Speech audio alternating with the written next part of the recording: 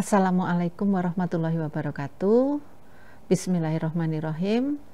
Selamat ketemu kembali dengan saya, Dr. Susanawati, dari program studi agribisnis Fakultas Pertanian Universitas Muhammadiyah Yogyakarta. Nah, pada kali ini saya akan menjelaskan terkait sumber daya dalam pertanian. Nah, materi ini adalah sebagai pengantar untuk nanti adik-adik menghitung atau menganalisis faktor produksi apa saja yang digunakan di dalam usaha tani, termasuk nanti sampai menghitung ya berapa jumlah input dan juga berapa biaya yang digunakan, sehingga nanti akhirnya bisa tahu bahwa usaha tani itu kalau menguntungkan untungnya berapa, kalau tidak menguntungkan ya dia kerugiannya sampai berapa gitu ya. Nah, kalau kita bicara sumber daya, maka sumber daya itu berarti suatu nilai potensi ya yang dimiliki oleh suatu unsur atau materi di dalam sebuah kehidupan. Atau ada kata lain atau definisi lain, sumber daya itu adalah sesuatu yang memiliki nilai guna.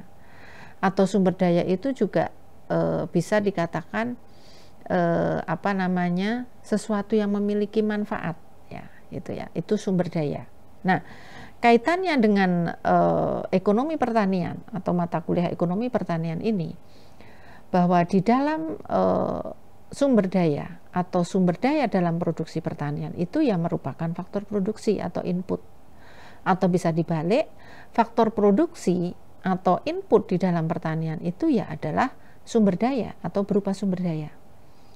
Nah, proses produksi pertanian berarti proses mengkombinasikan faktor-faktor produksi pertanian atau proses untuk mengkombinasikan sumber daya di dalam pertanian untuk menghasilkan output. Nah, hubungan teknis ya yang merubah input atau sumber daya menjadi output itu dikenal dengan fungsi produksi. Nah, input dapat dikelompokkan menjadi lahan, kemudian tenaga kerja, modal ya. Ini dalam kajian umum gitu ya.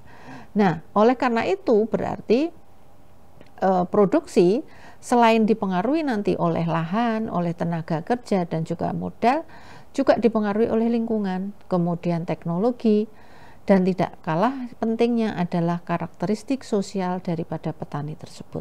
Nah, berangkat dari hal itu, maka kalau kita lihat di dalam proses produksi itu ada input, ada proses produksi, ada output, maka di sini input itu ya sumber daya tadi. Jadi proses produksi itu kombinasi dari berbagai sumber daya itu, kemudian menghasilkan output atau hasil produksi gitu ya. Nah, kita lihat di sini berbagai sumber daya atau bisa dikatakan sebagai input di dalam proses produksi untuk menghasilkan output itu tadi ada lahan ya, ada tenaga kerja, kemudian ada modal, kemudian ada lingkungan ya, kemudian teknologi, manajemen, dan karakteristik sosial petani. Kita akan mengupas satu persatu ya. Nah, faktor produksi yang utama itu adalah lahan ya. Jadi lahan ini kan sebagai tempat untuk petani itu melakukan budidaya, melakukan proses produksi. Nah, lahan sendiri itu bisa berupa lahan basah maupun lahan kering. Jadi petani itu bisa mengusahakan di lahan basah maupun di lahan kering ya. Kemudian sumber daya yang lain adalah tenaga kerja. Nah, tenaga kerja di sini di dalam pertanian itu petani bisa dibantu oleh anggota keluarganya, dikenal dengan tenaga kerja dalam keluarga, dan bisa petani itu memberikan upah kepada orang lain ya. Artinya di sini tenaga kerjanya itu berasal dari luar keluarga. Nah, modal itu bisa berupa barang atau uang ya, yang bersama-sama dengan faktor produksi tanah dan juga tenaga kerja untuk menghasilkan barang baru atau hasil pertanian itu sendiri. Nah, modal sendiri itu bisa modal lancar maupun modal tetap. Modal lancar itu sebagai contoh bibit ya, kemudian pupuk, kemudian juga pestisida, atau bahan pengendali hama penyakit. Kemudian kalau modal tetap itu bisa alat-alat pertanian ya, seperti traktor, cangkul, sabit ya. Kemudian alat perontok padi, bangunan dan lain-lain.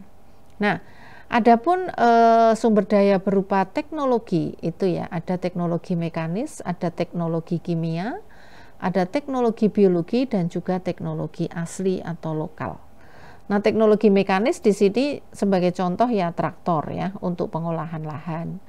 Kemudian pengendalian hama tikus dengan gerobokan itu juga teknologi mekanis. Kemudian kalau teknologi kimia itu ada pupuk kimia, ada pestisida kimia gitu ya. Teknologi biologi berarti ada di situ penggunaan mikroba untuk pengolahan pupuk organik, kemudian ada pestisida nabati, ada pestisida hayati gitu ya. Kemudian kalau teknologi asli lokal itu ada yang dikenal pranoto mongso gitu ya. Kemudian juga bahan-bahan lokal untuk pembuatan pupuk atau pestisida. Nah, sumber daya lingkungan ini bisa lingkungan fisik ya, abiotik dan juga lingkungan biotik.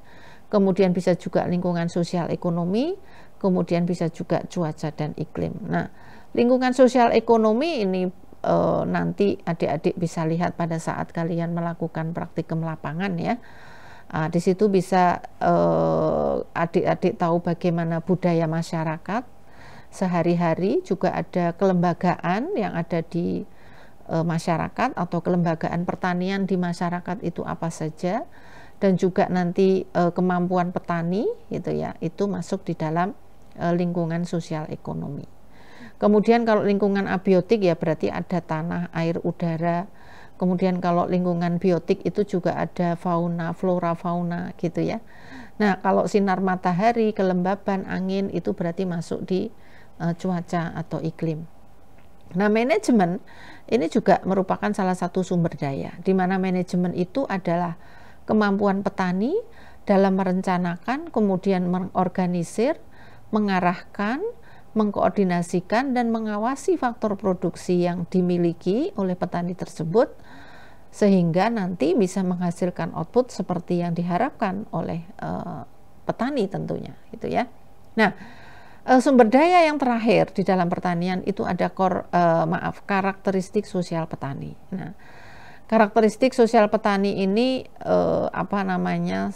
bisa menentukan bagaimana hasil produksi dari yang petani lakukan. Sebagai contoh, karakteristik sosial petani itu adalah pendidikan petani, baik itu formal maupun non formal. Kemudian keanggotaan dalam organisasi, misalnya keaktifan dan juga keanggotaan petani di dalam kelompok tani, gitu ya. Kemampuan petani, gitu ya, itu juga masuk di dalam karakteristik sosial petani. Nah, tentunya di dalam petani itu mengorganisir atau menggunakan sumber daya itu juga tidak lepas dari kendala dari tiap-tiap sumber daya itu. Nah, di sini kalau kita lihat lahan ya, lahan itu juga tentunya berperan di dalam mengolah tanaman pertanian, tapi dia juga punya kendala yang kita kenal dengan konversi lahan ya.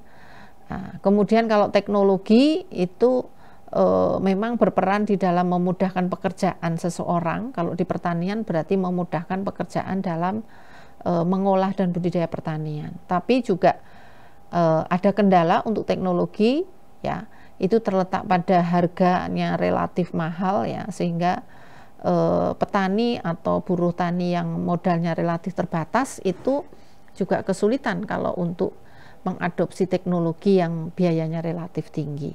Kemudian untuk sumber daya tenaga kerja, ya tentunya ini berperan di dalam mengolah atau melakukan budidaya. Nah, ini masalahnya atau kendalanya itu pada banyak tenaga kerja manusia yang diganti dengan mesin gitu ya. Nah, ini menjadi tantangan tersendiri untuk sumber daya yang berupa tenaga kerja.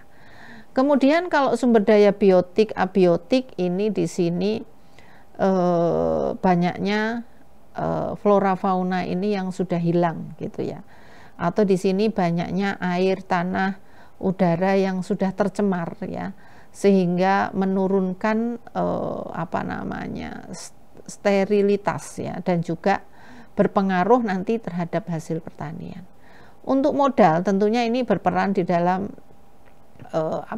produksi ya setelah tanah ya.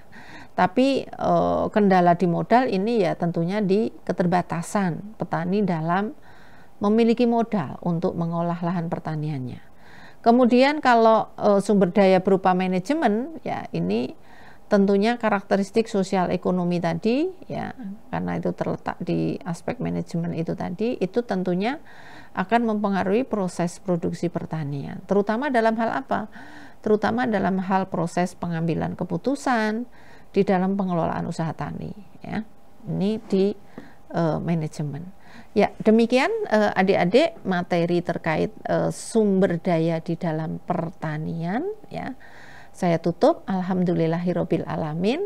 Assalamualaikum warahmatullahi wabarakatuh.